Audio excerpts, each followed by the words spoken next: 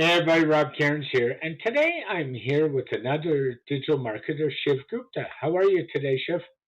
I'm great, Rob. Thanks for having me. Oh, it was a pleasure.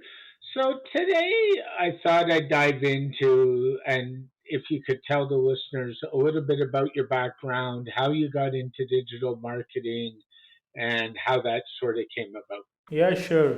So I started my career at the age of 17. I was into computer. I'm from the computer science background, and like I started by doing some research-based projects, like my own projects.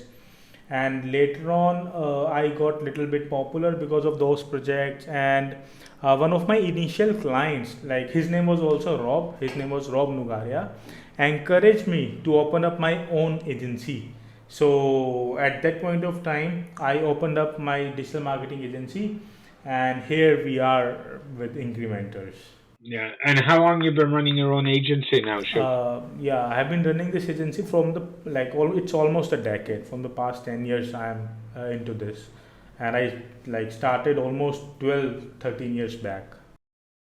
Yeah, it's funny when you mention it because I originally come from a computer programming background, which in essence is computer science. So, my background is pretty similar actually, and I actually think it makes you a better marketer to understand how logic works and how the machine works and how things like that work. Wouldn't you agree? That's right. That's right. In fact, I started my career as a coder, but when I was doing my own research-based projects, I found that myself more inclined towards the marketing. And since I was from computer science background and trying to understand the things was easy, I was always interested in the psychology of the users. So yes, this is the exact same thing which happened with me. And yeah, I agree. It's easy if you have that sort of background. Oh, I would agree. And what does your agency specialize in primarily in terms of digital marketing? In terms of digital marketing, though we are an omni-channel agency, so we are not channel specific. We do the research for our clients and try to understand what is best suitable for them, what are their competitors are doing, where are their potential buyers spending most of their time. But if you would ask one specialization, then I would say search engine optimization is something where we highly specialize, because that is something from where I started my career and we kept on expanding the team. Right now, we are offering search engine optimization services, PPC services, email automation, right? Facebook ads, Google ads, social media marketing. So all types of online marketing we are dealing with, because now single channel is it's difficult to generate leads with a single channel. You need to be good at couple of different channels. Yeah, which brings me into my next segue and the subject we wanted to talk about today, which is lead generation. And what I kind of start and say, I think it's harder to do lead generation today than it ever was 3 or 4 years ago. Do you have any thoughts on that? Actually, every year the buyer's persona, their psychology is changing. So that's why we need to keep on updating ourselves. And if we are doing so, it's easy to generate leads. But yes, if we are following the same old set of patterns or strategies, then it has become difficult. Now it is more about demand generation rather than lead generation. And if you are doing that correctly, then the sales cycle would be shorter. You will get better quality clients, right? Like you will be able to hit or target the exact audience, your ideal client. So that's how it's overall working currently. So yes, it has somewhere gone difficult as well. Plus, if you are doing it correctly, it's very easy peasy for you. Yeah, and I think one of the things that's made lead generation really hard, and I'll be quite frank about it, is a lot of people like to do their lead generation on Facebook, and we all know, as I call it, the Facebook monster is becoming harder and harder to figure out what their algorithm is, how do I retarget, It's becoming harder with the new iOS upgrades that have gone in. That That's right. if you're Yeah. using Safari or Apple Mail, it doesn't capture pixels or cookies the same way. Do you have any thoughts on that myth? Yeah, definitely. With the Apple update, a lot of marketers right now are in sort of trauma, you can call it. Like they are confused what to do, how to get things done, and like these updates will keep on coming, Rob. Right. So ultimately, we'll have to change our strategy in such a way so that even if these sort of issues comes up, you always have a different channel. And in fact, this is the reason why I encourage a lot of my clients to have an email list, because all the social media sites like Facebook, LinkedIn, right, Pinterest, YouTube, they can change their algorithm at any point of time. Someone else can buy their entire company, right? Anything can happen. But if you have an email list, that is an evergreen thing. Guess what? For anything to do online, you need an email to sign up somewhere, to create a form, to communicate with something. So every year I hear that email marketing is that, email marketing is that, but that is never going to happen, because email is the core of the internet. You cannot do anything on the web if you don't have email id, right? So email id is always going to work. And that's why with this Facebook and all other things, I encourage my clients to have an email list, and always make sure that they clear out the junk emails, right? They should spend decent amount of time in clearing their email database, and send targeted emails after doing proper segmentation. So that's what I encourage to a lot of my clients. I would agree with you. Listeners of this and people who follow me on Twitter and other social media sites will know I'm a big proponent of A, having an email list, B, having a website, because the reality of it is the only two things that you actually own on the internet is your email list and your website. Everything else is just kind of borrowed or rented space that you actually don't own. And the problem with that is any of these providers can change at the whim what they allow and what they don't allow, and that becomes a problem for a marketer. Correct? Yeah, that's right. That's exactly right. That's what I was trying to explain. Yep. And what would you think about blogging in today's world as a lead generation style? Do you think it works? Do you think it doesn't work? What are your thoughts on that? So, blogging definitely works. It's a very crucial part for any type of, like, whenever you are doing any type of marketing. Because with blogging, you can educate your customers, you can target the right set of people, right? And you can showcase yourself as a market expert, right? Market leader. So there are Mhm. couple of things which you do via regular blogging, but yes, consistency is very important. And like, in fact, I have been talking with about this example as well. For instance, right now we are in the COVID era, and agencies like Webcam or Zoom, they can do the blogging related to how to increase the productivity online, or how to do conferencing while sitting at your home or anywhere in the world. And they can publish content on these type of topics, and represent themselves as a solution inside the content. So this way, people would be interested in reading that, since they are not highly advertising their product, right? Doing it is helping them with some sort of a natural selling, and it will increase the demand, and it will increase the sales of their product as well. So yes, blogging plays a very vital role even now.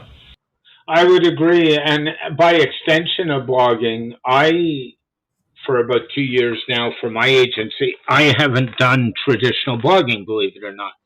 I made a shift. No, I haven't written for myself. I have not written one long form blog post in 3 years as of the beginning of December. Oh. What I have done though is I've been doing consistent podcasting since that period. So I made a decision long, long time ago that blogging wasn't the avenue for me. I had written, to give you an idea, I'd written All 8,000 right. blog posts in about 10 years for myself, let alone what I've written for clients, which is a whole new ballgame. And I made a decision that podcasting was the medium. And I think podcasting is kind of an extension of blogging. So, I think what you said, which was really key, was consistency. And I always stress that to people. If you do a mailing list, you need to put it out on the same day every week. If you do a podcast, you need to put it out on the same day every week. You need to be consistent. And I think where a lot of people drop down is they do marketing efforts haphazardly and they don't necessarily are consistent, correct? Yeah, that's correct. That's correct. And then the So, other and then the other thing that people do, believe it or not, is they say, "Oh, I'm really busy today. I'm making lots of money. It's Christmas time."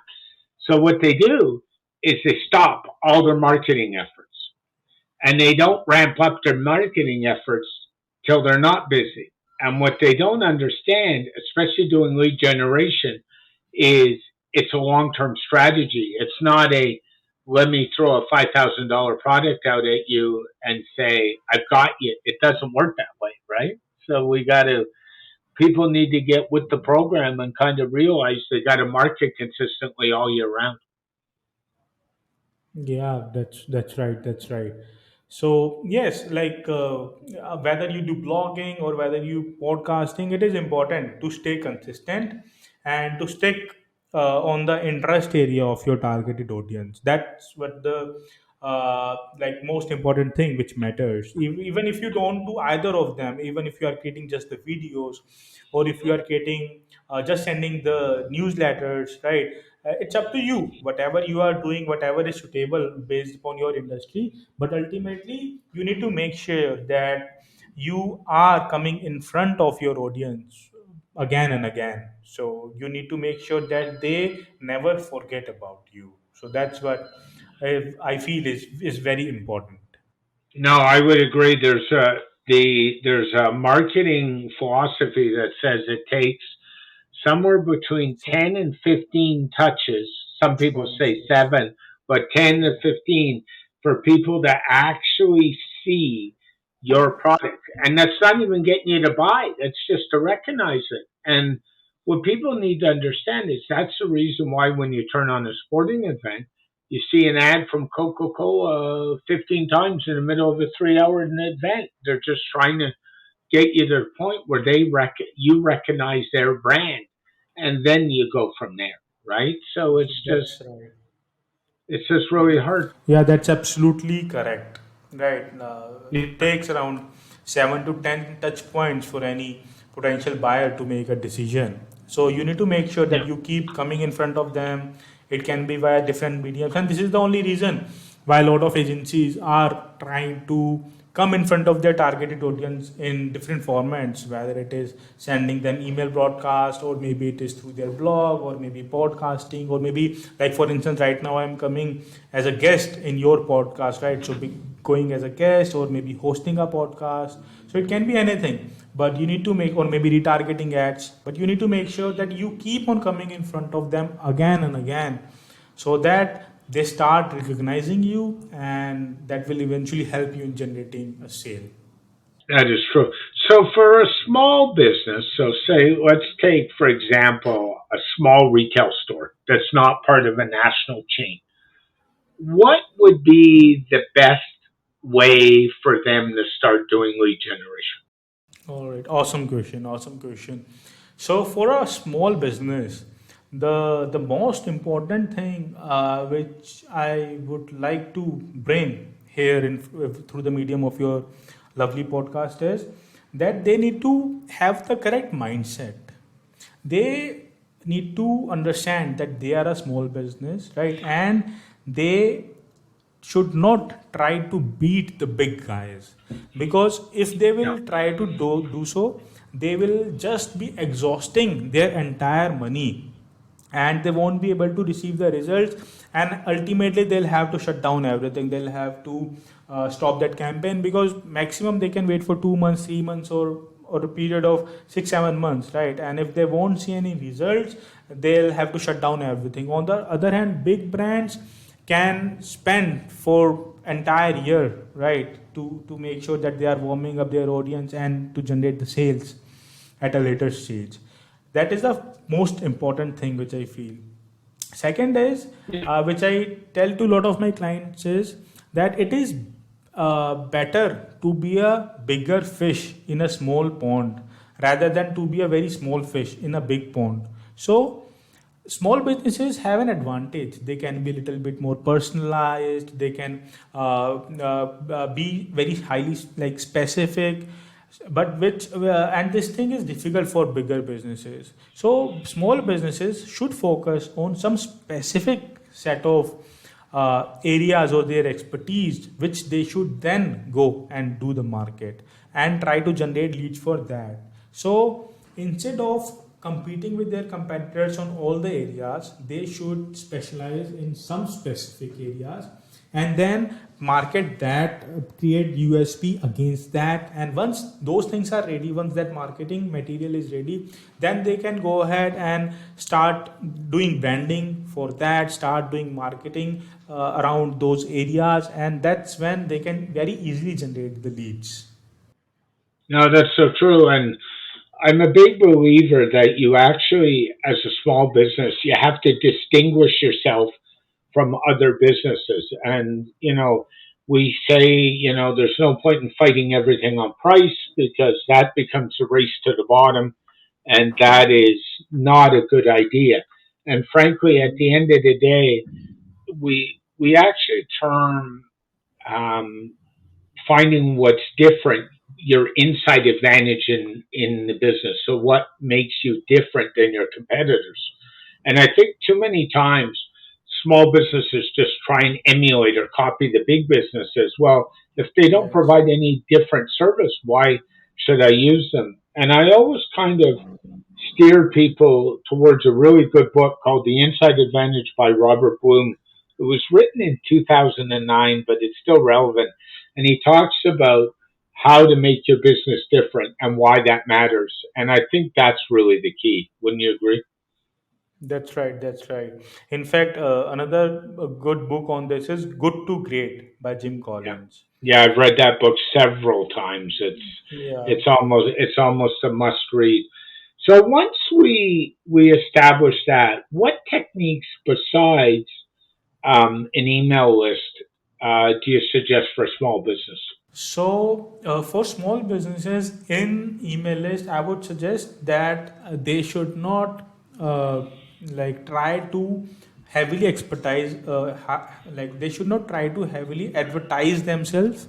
Instead, they should keep on providing value to their email users so that they don't unsubscribe them and they stay interested. That is the first thing. Second is, it is very important to do segmentation, because if you will be keep on like if you'll keep on sending irrelevant emails, or if you'll keep on sending emails which are not relevant to the person, right, they might like turn themselves down or switch off their brain for your emails, or maybe spam you or unsubscribe you. So you should try to avoid those. Once you have done those things and you have clearly listed your specifications, your area or area of expertise, or your USPs, then like create your email newsletter, draft your emails based upon that. Then very in a very natural way talk about those things while providing value. So it should be 90% value and 10% about your how you helped the client. Even when you're sending those emails, it should be like how you helped the client, a case study of that from where they can read and learn, instead of just saying that okay, we helped a client increase in sales from $20 to maybe $150. Instead of that, they should talk about the journey, how that happened, so that their readers could understand and learn. And ultimately, if they need to buy, they are eventually going to come to you, because they see you as a legit company and they trust you and they know that you have expertise in the exact area. And while doing this, you will be targeting them at their specific interest area where they are interested, and the place where they actually want to learn and understand and grow. So if you do the email marketing this way, then there would be very high conversion ratio, plus you will be adding value to a lot of people. Even if a person doesn't convert, you are at least helping them, you are making a difference. So that's what I recommend. Yeah, I think too many people, when they do lead generation, they think that means sales, sales, sales, hard sales. Mhm. And I Yeah. really think, honestly, that people in today's marketplace, they don't buy information anymore. What they end up buying or working with is the people they like. Because we all know the biggest encyclopedia in the world is located at Google. So you Mhm. can find the answers to any topic for anything at any time without calling somebody. But I really truly think lead generation is more today, more than ever, a long term strategy. And it's actually building a relationship. And I think the relationship is more important than the potential sale. What do you think? Yeah, I couldn't agree more to this. It is definitely very important and to do it in this way. So there are a couple of small activities which they can do, like even the small businesses, right? They can start by making sure that their website is looking good. They can start by doing on-site optimization, making sure that the call to actions and the website looks good. After that, they can try to market their website either through search engine optimization or maybe social media.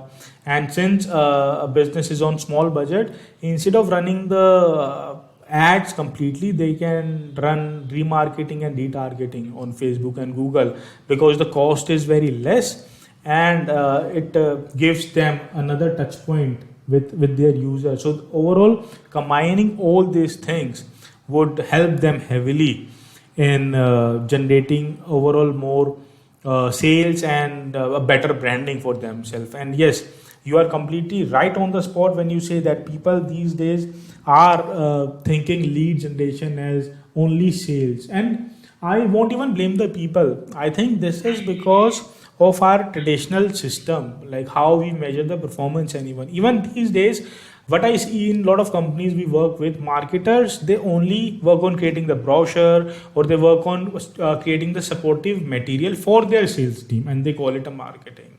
And the reason is because the performance is measured only in terms of lead generated, or only in terms of the revenue generated, right? Like on the other hand, the correct way of measuring performance can be measuring the sales cycle, right? How much time it took to generate the sales, or in those other aspects. So this is the reason, like, because the measurement and the performance tracking is done in a traditional way. That's why a lot of marketers, they, or a lot of people who are into the lead generation, they only focus on that. And this is a big problem, because when people, like when anyone is focusing only on generating the leads, as soon as they get an email or name or phone number, they will just pass that over to their sales team and their work is done. On the other hand, if someone is actually trying to create an impact and generate some value, then what they would do is they'll make sure that the, like, if they exchanged PDF in return of that lead, then they'll make sure that the PDF is awesome. If they're providing a course, then they'll make sure that the course is awesome. So when you are doing it in a right way, then the magic happens. Then they'll actually see the more number of things happening, less time spent on the sales cycle, all those sort of things. But yes, we need to include that in somewhere into the measurement matrices as well, so that people get encouraged and do the lead generation the right way, not the wrong way, and just getting the leads and handling that over to the sales team. Yeah, and I think one of the biggest problems is in companies where there's a sales team and a marketing team, sales and marketing do not always work together cohesively. And that's a big issue because the purpose of marketing is to generate sales, and if the um, two teams are not in sync, then that's a problem in most businesses. And it seems to be an ongoing issue in our business where they're not very in sync, and that's a problem. Yeah, definitely. That's a big problem, and now lots of companies have started understanding this thing. In fact, in couple of agencies we work with, we encourage the marketing people to sit with the sales team to listen to their sales recording and understand what are the points they are trying to sell on. In some of the cases we have seen that marketing was done in a different way. They were pushing different points, and the sales rep didn't even talk about that valuable thing which for which that lead or that potential buyer was interested in. They kept on talking about some other features of their product, right? And whether on the other hand side you are talking about the benefits in the marketing. So yes, marketing and sales should be in the sync. They should try to understand each other's problem and help each other. Like if a company is going in this direction and doing things in this way, then it makes it very easy for marketing to happen and for the sales to happen, because they are talking about the same things, they are talking about the same USPs, they are talking about the same features or benefits which their product offers, right? So that's a big difference. No, I would agree.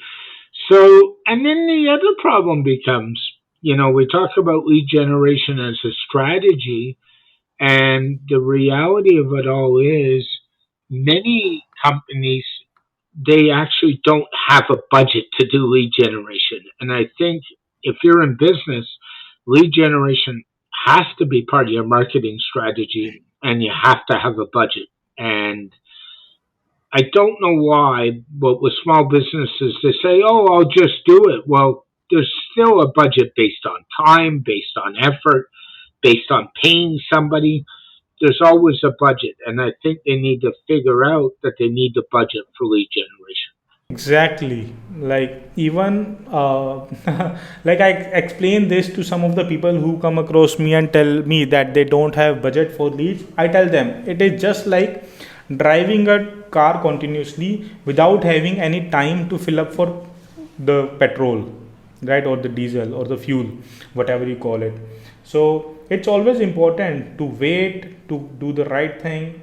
And in a lot of agencies what I have seen is they start the lead generation only when they don't have any leads at all, and during that time you are very aggressively pushing for the things and you are very needy. So during that time you just agree for whatever deal the other person asks you to do on. The best time for lead generation is when you have tons and tons of leads and you don't have any time to produce more, because at that point of time you can very easily keep on doing the things. So with this what I mean is lead generation is a process which should run the entire year, not just during the Christmas or holiday season, or not just during any specific time. It should run the entire year, and once you have that, then you will be able to figure out in a correct way how many leads you can get the next month, right? It becomes very predictable. But if you are not doing so, it's a problem for you. So I always encourage these people to keep on working on getting leads. Now you talked about that some of these people don't have any budget.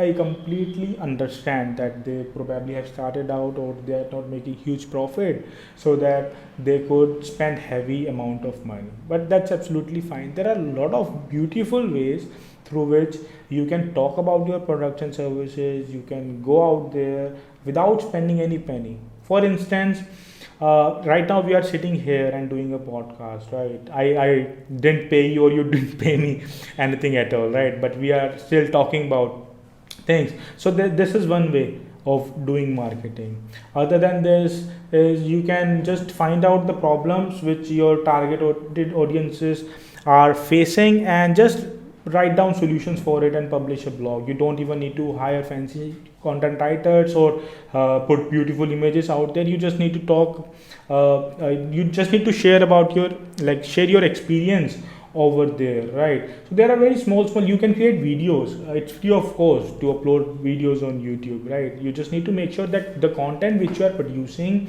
would actually help someone, would actually make a difference, right? And if you consistently keep on doing that, you can definitely make a difference. Now, a lot of people, what they do is they try things for a couple of months or maybe a couple of weeks and then they stop.